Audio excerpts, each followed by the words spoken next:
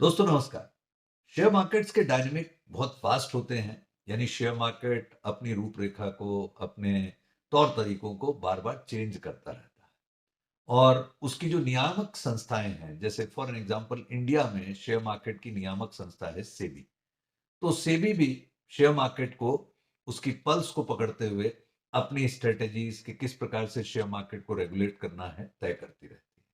एक बड़ा important concept है जिसको हम देखेंगे कि आने वाले समय में इंडिया में इंप्लीमेंट होगा। और मेरी जो अंडरस्टैंडिंग है वो ये है कि सेबी इस विषय में तैयारी कर रही है, जैसा कि आप टाइटल में भी देख रहे हैं। What is fractional ownership of shares? For an example, आज की डेट में एमआरएफ का शेयर 1.5 लाख का है। मैं एक रिटेल इन्वेस्टर हूं, मुझे 25,000 रुपए में एमआरएफ का शेयर खरीदना है, मिल ही नहीं सकता क्योंकि शेयर 1.5 लाख रुपए का है। तो मैं कहता हूं साहब कि 1.5 लाख के शेयर में से मेरे को केवल 25,000 के बराबर की वैल्यू का हिस्सा दे दीजिए। That is called fractional ownership. So in the time to come, what is going to happen in India, that these kind of programs, platforms, brokerage platforms would be available, which will allow Indian investors to invest in fractional ownership of shares. अब इसके positive negative कई impact हो सकते हैं। For an example, एक retail investor जो महंगा share खरीदना चाह रहा है, यदि वो पूरा शेयर नहीं खरीद पाएगा तो उसका फ्रैक्शन खरीद सकता है। तो इससे शेयर्स की डिमांड बढ़ेगी, शेयर्स के वैल्यूएशन पर इंपैक्ट आएगा। लेकिन जब बहुत सारे इन्वेस्टर इसी प्रकार से किसी शेयर्स की डिमांड करेंगे, तो कहीं ना कहीं वैल्यू के एप्रिसिएशन से स्पेकुलेशन इफेक्ट भी आने की संभावना है।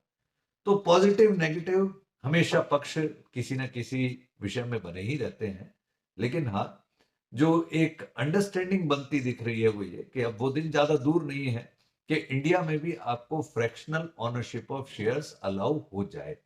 हालांकि आज की डेट में ऐसा संभव नहीं है, लेकिन सेबी इस विषय पर निश्चित रूप से काम कर रही है।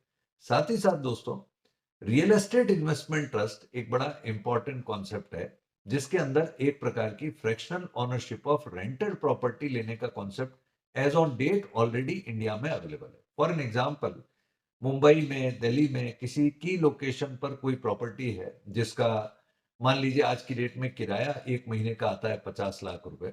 तो मैं मान लीजिए 1 लाख रुपए लेकर के उस शेयर में अपना हिस्सा मांगना चाहता हूं, उस रेंट में अपना हिस्सा चाहता हूं, तो प्राइमा फेसाई संभव नहीं है।